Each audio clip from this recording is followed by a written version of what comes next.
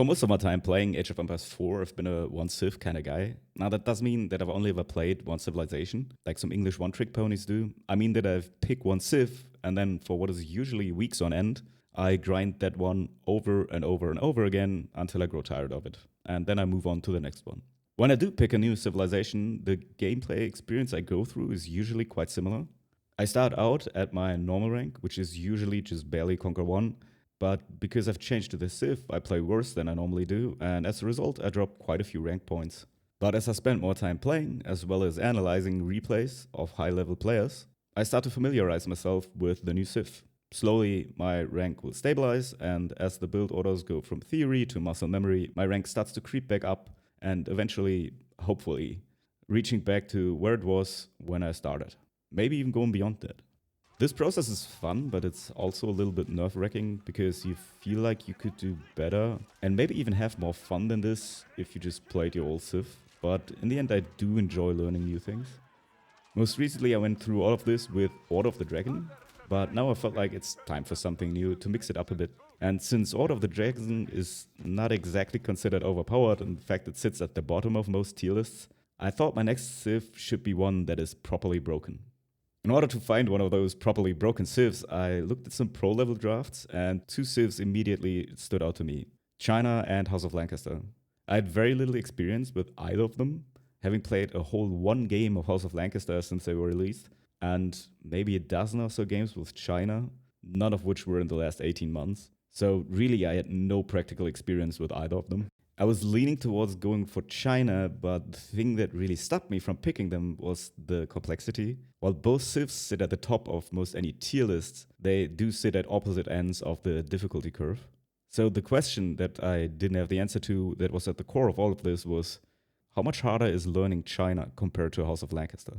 And while I didn't have the answer to that question, I realized I'm in this somewhat unique position to test this in an extremely scientific experiment, where I first learn House of Lancaster, keep track of how long it takes me to do that, and then do the same thing with China. If it takes me, for example, twice as long to go back to Conquer 1 with China, then I could confidently say China is twice as hard as House of Lancaster. Like, we could put an actual number on it. And while there's no guarantee that the number of games will be the same for anyone else out there, it will still help people, ballpark the relative differences of the Civs. And that seemed worthwhile to me. So I started with House of Lancaster. The first thing I did was watch the Swaggy Professor's guide for this very aggressive playstyle that was very meta right now, where you go for lords and attack right away with hobblers and later spears. I then practiced the opening against nobody until I felt like I kinda had it down, and then went into the ladder. We can briefly go over the first game I played here, as it's kinda emblematic for how most of these early games went, because even before I started, the trouble began. Oh, it's a mirror right away. Okay, that's not good. How the fuck do you play the mirror? I have no idea. We'll find out. I decided to just go for the build order that I had practiced, as that was the only one I knew, and just hope for the best. My opponent went for Lancaster Castle though, which turned out to be pretty great at shutting down my early harass. Add a couple of spears to that and it became very clear that my aggro was going nowhere. Falling back, I tried to catch up in manners, but I had screwed up my macro and therefore knew I was falling behind in echo, as well as pretty much every other regard too. When I tried to go for some deer on the map while trying to catch up to Castle Age, a bunch of demi-lancers showed up and wrecked my eco. And that's the kind of mistake that's gonna happen when you play a new Civ. I could have known that demis are a possibility pretty much from the first time I saw my opponent's landmark. But because I was so busy trying to figure out the unfamiliar build order and the new mechanics, anticipating even very obvious moves by my opponent became nearly impossible.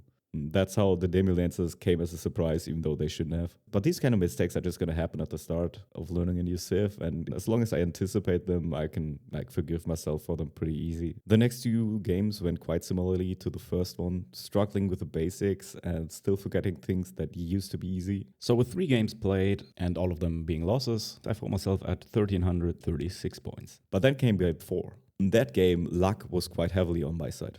My opponent, Cheetah Joe, played English and went for that old school council hall longbow all-in that I'm sure you've all seen a dozen times already. And if you think about it, going for lords with some very fast hobblers is pretty much the best thing you can do against early longbows. I won the early game easily, and I could even go into the mid game quite confidently, even though I still made mistakes like forgetting the blacksmith. In the end, this netted me my first win, which was a nice morale boost. It also was fun to use synchronized shot for the first time, and most importantly, I unlocked the Steam achievement. But overall, I have to say, I didn't feel very frustrated at all here. I was struggling even with these very simple mechanics, but in the end I knew with just a little bit of practice I would for sure get the hang of it. So I was optimistic, even saying things like, God damn, it's so easy to make the Civ look easy. overall I played 7 games on my first day and managed to go 3 and 4, which was better than I had hoped. The next day showed that there was still work to do though. My luck kinda ran out, and when I found myself on an even playing field, I realized that I still had things to learn. After a number of losses in a row, I decided to go back to the drawing board and rethink my build.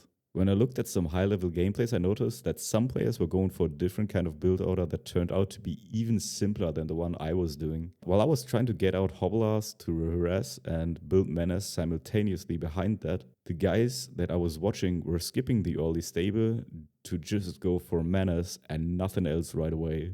That made it easy to stop pretty much exactly at 300 stone without overgathering like I had done in the past at some points, and then just focus on attacking afterwards. Since menace require zero attention after they are built, this made the gameplay even simpler, where basically the only Civ-specific mechanic that I had to pay attention to were lords, and they're not exactly complicated. With this variation, I started winning and winning and winning some more, bringing me back to the top of Diamond after just 16 games played, which was faster than it had been in the past with other Civs.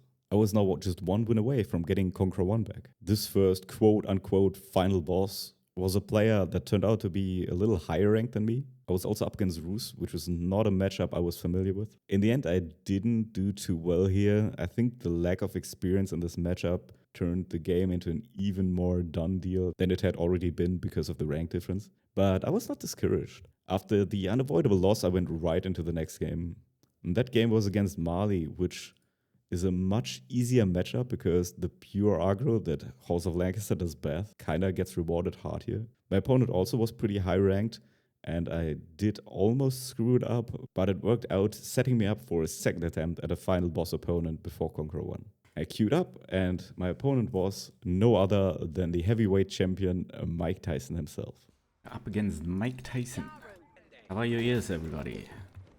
That game was against English like my first win, and similarly, this was a very weird build order. I expected it to be 2TC, but in the end, that was just a fake out. I'd expected to go for knights and castle, so I went for 3 stables and started saving up for the landmark, when suddenly a bunch of longbows started showing up. But since Hobbler cost gold instead of wood, and since I had already built stables, it was no problem to get some of them onto the field and defend the push well enough to make it to castle pretty much unharmed. From there, I just built knights to set myself up for the knockout punch, netting me my final win, reaching Conqueror 1 with 1,424 points. After just 18 games played. Overall, I felt that Lancaster was a really laid-back Civ.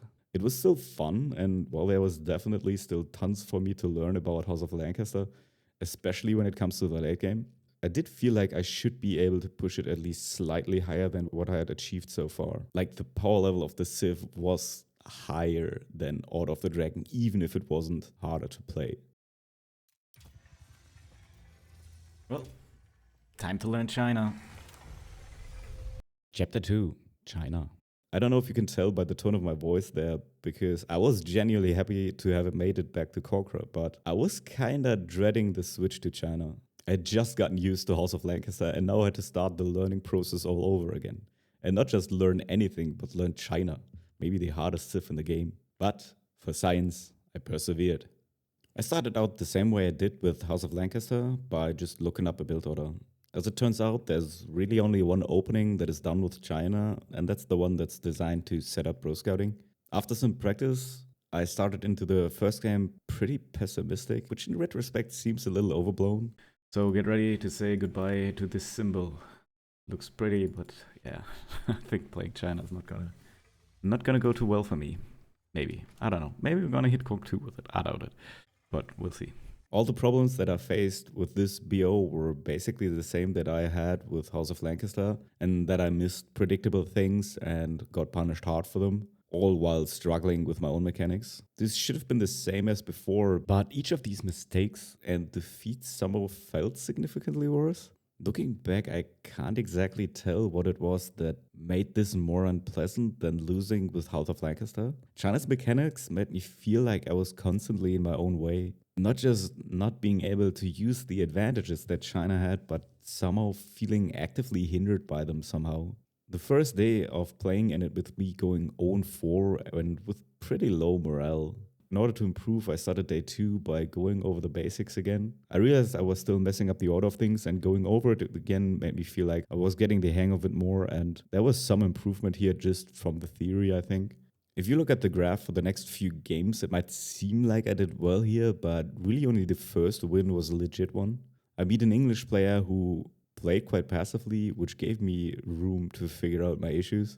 The games after that were one opponent who instantly disconnected, and then one who went for a weird Imperial rush that failed completely. Overall, these wins felt pretty unearned, and my gut told me that I still had some losing to do before I could get back up. The next 4 games proved my gut right, bringing me to a new low for this experiment, both in terms of morale and rank points, at 1289. It was here that I genuinely started to think about calling it off. I started to ask myself, if I don't start to improve, how many games of China do I play before I accept that I won't make it? I don't know. I don't like China, honestly. That's what it comes down to. Oh man. It's the 4th loss in a row. I hope I get conked soon. I don't want to play China anymore. Even at the time, it seemed too early for that, but it shows where my mindset was at. I won the next 2 games. Interestingly enough, I still felt hindered by China more than I felt empowered by it. But that was kinda uncalled for. And just how uncalled for? My next win came instantly, and it felt differently. I got much better at pro scouting, which was a build that I had rarely used in the past. It somehow clicked in my mind, and the China playstyle became much clearer to me. Yeah, resources gathered should be in my favor, right? Yeah, that's crazy. I'm starting to feel the strength of the Chinese. Both in that game and the next one after that, and the next one. Bringing me to my first final boss as China on game 16, just like I had been with House of Lancaster. This one was Knights Templar, an unfamiliar matchup, but it turned out to be not the highest ranked opponent by my usual standards. I got spear rushed, which I think is a mistake against China, since you can get gold from taxes no problem early on. Then they went for boats, which really just gave me time to set up pro scouts. After some fighting in feudal, I hit castle first, and even though I played far from perfect, I still felt like I was in the driver's seat. I managed to find the correct timing for the farm transition, which had been one of the trickier parts of playing China that I had struggled with earlier, and I felt in control of the game on the whole. I really didn't feel like I was in my own way anymore. I played aggressive, limiting my opponent's food, put down a forward keep, and suddenly a realization sets in. Yeah, I think this is a done deal. I think we've done it. Shit. Faster than House of Lancaster, I think. I think this is the 16th game only. Yeah, that's it. GG? Question mark? I guess I did it. 16 games instead of 18 on House of Lancaster. Yeah, 1409. China made it back to Conqueror 1 in 16 games. Chapter 3. China is easier? Alright, I thought China would be about twice as hard to learn as House of Lancaster, but as it turns out, China is actually about 10% easier. Thanks for watching and have a good night. I'm kidding, of course. Kinda. Something weird has happened here, right? Like, let's look at the results with a little more nuance. Part of the data that I gathered throughout all of this is that China felt much harder to play. I was frustrated for most of the games in the first half, and frustrated to a much larger degree than I was at any point playing House of Lancaster. I even genuinely considered the possibility that I might not make it back to Conqueror at all. This is part of the result of the experiment, and that's completely unsurprising to almost everybody. It's also something that others might have to face when they learn China or a similarly hard civ. Now, on the other end, however, there's this graph. And this graph, looking like this, can't be ignored either. Going into this, I honestly believed it would take me about twice as many games to learn China than House of Lancaster. And while luck was of course a factor in all of this, these two lines being this close to each other is pretty mind-blowing to me. It truly reshapes how I think about what a Civ being hard or 3-star difficulty really means. The difference in how much effort it takes to learn a 1-star Civ versus a 3-star Civ is not nearly as big as I thought. How could my estimate have been off by this much? I think I might have deceived myself in the following way. If we draw a pretty vague graph, and yes, I like a graph, if we draw a graph that shows complexity for a Civ, the Civ-specific mechanics of China and House of Lancaster seemed like this in my head before I started. House of Lancaster being about half as complex as China.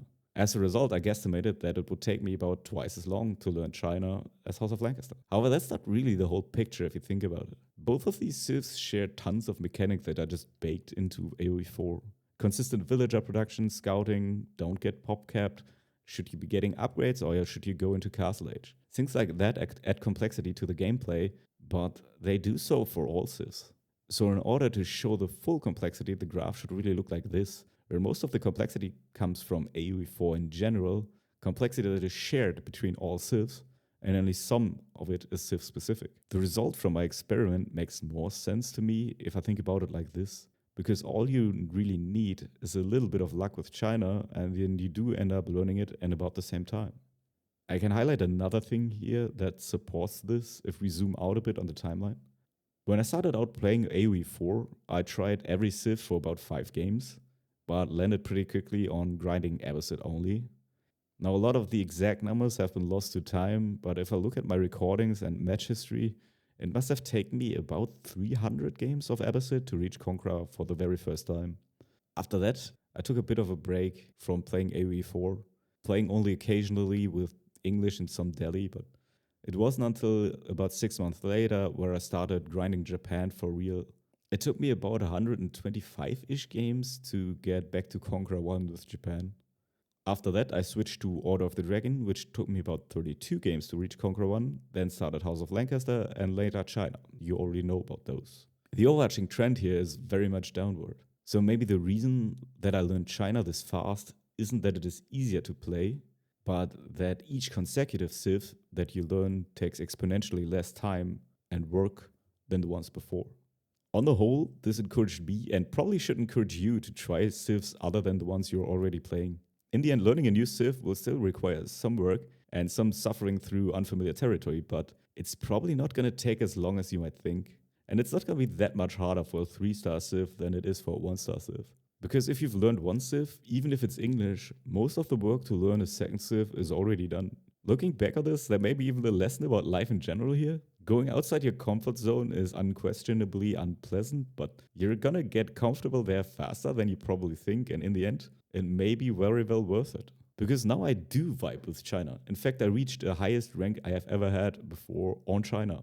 1458 points. And I want to go for more, because China is strong as hell right now. So be brave and venture out into the unknown. Take the road less traveled, as I say, because it's not going to be as bad as you think. For the rest of the season, I'm going to chase that elusive Conqueror 2 rank with China. There's only about 2 more weeks to go before the rank ladder shuts down, and then there's a week of downtime before the DLC, and I'm going to use that to try and learn Byzantines, another civ that I shied away from in the past because it seemed complicated. If you want to find out how long it took me to learn that, just subscribe to Trashcan Incorporated.